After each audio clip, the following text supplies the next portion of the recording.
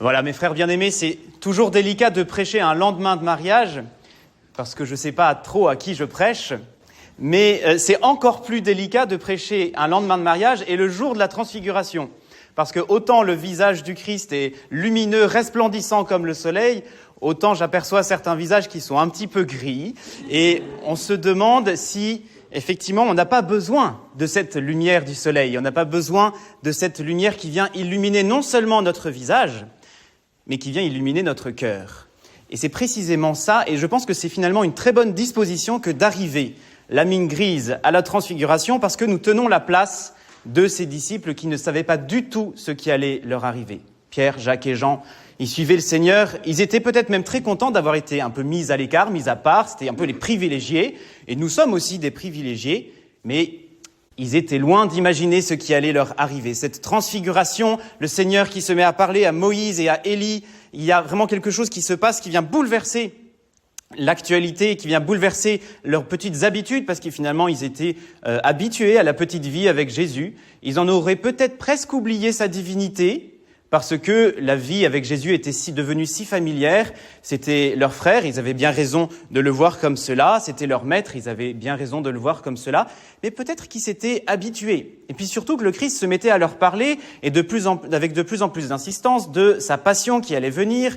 Saint Pierre s'était violemment opposé, c'est les quelques versets qui précèdent notre évangile, il s'était violemment opposé à ce que le Christ aille à sa passion. Il dit « Sûrement, Seigneur, cela ne t'arrivera pas ».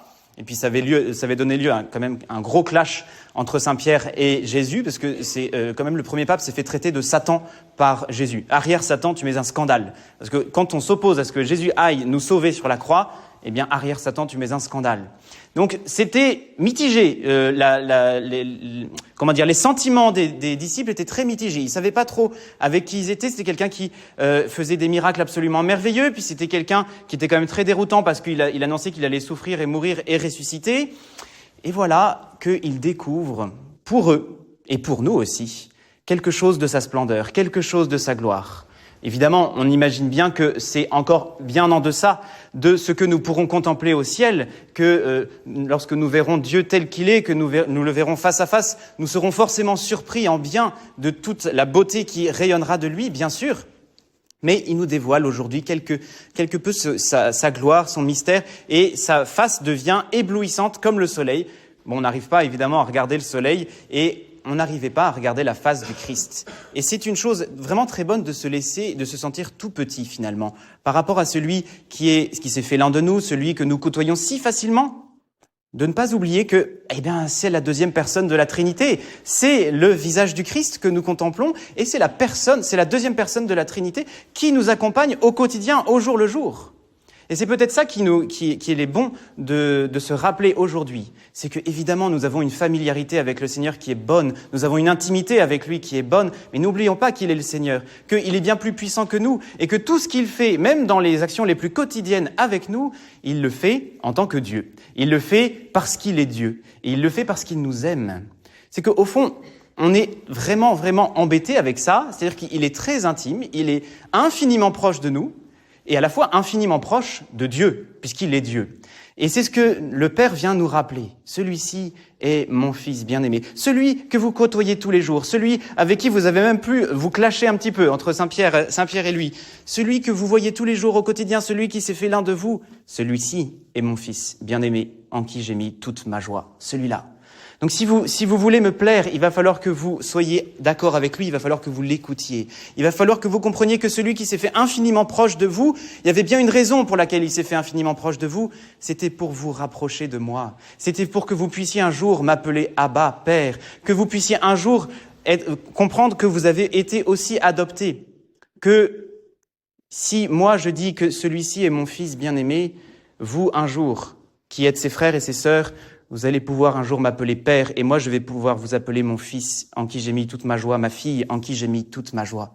C'est puissant, c'est extrêmement puissant, et ça remplit toute une vie. Et ça change complètement notre rapport à Dieu, parce que bien sûr, nous le gardons intimement avec nous, comme le meilleur de nos amis, et bien sûr, nous savons que c'est tout le ciel qui vient faire sa demeure en nous. C'est tout le ciel qui vient remplir notre âme. C'est tout le ciel qui vient l'illuminer. Parce que nous avons une fâcheuse tendance, et ça c'est très humain, à contempler ce monde de ténèbres et à ne pas se laisser illuminer par la lumière. La lumière est venue dans le monde et le monde a préféré les ténèbres à la lumière. Mais c'est terrible ça, et ce n'est pas du tout chrétien. Parce que bien sûr que nous n'allons pas nous voiler la face, il y a des ténèbres dans le monde, c'est vrai. Mais si nous sommes porteurs de la lumière, si nous nous laissons illuminer par le Christ, mais bien sûr que nous pouvons mener une vie joyeuse dès ici-bas, parce que nous préparons la vie glorieuse et bienheureuse après notre mort. Alors, nous avons dans la transfiguration le Père qui vient nous donner son esprit d'adoption, c'est ce que nous avons entendu dans l'oraison d'ouverture de la messe, l'esprit d'adoption. Celui-ci est son fils, bien sûr, mais nous sommes aussi son fils ou sa fille. Très bien, mais comment cela se passe-t-il? Comment cela se passera-t-il? C'est exactement la question que posait la Vierge Marie, et il lui fut répondu « L'Esprit Saint viendra sur toi, et la puissance du Très-Haut te couvrira de son ombre ». Et qu'est-ce que nous entendons aujourd'hui? Eh bien, nous entendons qu'une nuée lumineuse est venue couvrir de son ombre les disciples. C'est l'Esprit Saint. C'est l'Esprit Saint par lequel nous crions « Abba, Père ». C'est l'Esprit Saint qui vient nous couvrir de son ombre, pas de la même manière qu'il a couvert de son ombre la Vierge Marie, parce qu'elle, c'était pour enfanter le Seigneur. Là, l'Esprit Saint vient nous couvrir de son ombre pour que nous puissions nous considérer pour ce que nous sommes, pour le trésor que nous sommes, enfants de Dieu. Enfant de Dieu, mais qu'est-ce que c'est beau, on devrait en être fiers, on devrait pouvoir l'acclamer au monde, dire mais oui, moi ce qui fait ma plus grande fierté, ma plus grande joie, ce qui illumine mon visage, même s'il est un peu gris ce matin, c'est que je suis enfant de Dieu. C'est que je suis cet enfant chéri de Dieu. De par mon baptême, je fais partie de la famille.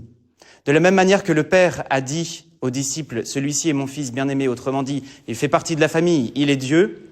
De cette même manière, à partir du moment où nous sommes baptisés, nous faisons partie de la famille de Dieu. Nous faisons partie de cette famille-là. Et c'est notre plus grande fierté, c'est notre plus grand bonheur. Et c'est quelque chose qui devrait tellement habiter notre cœur que ça devrait déborder sur le monde entier, que nous puissions voir à notre visage, non pas seulement la gloire du ressuscité, mais la fierté d'être enfant de Dieu, que l'on puisse voir dans le regard du chrétien cette joie profonde, que personne ne saurait lui enlever, cette joie d'être enfant de Dieu. C'est ça l'esprit d'adoption. Nous avons un frère premier-né qui a accepté de mourir sur la croix et de ressusciter dans la gloire. C'est notre frère premier-né. Et nous sommes ses frères, nous avons pour Dieu le Père, son Père et notre Père.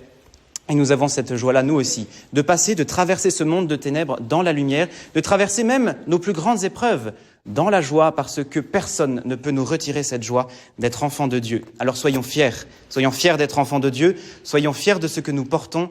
Alors oui, notre visage et notre regard illumineront non seulement nous-mêmes, mais le monde qui a tant besoin de la lumière du Seigneur. Amen.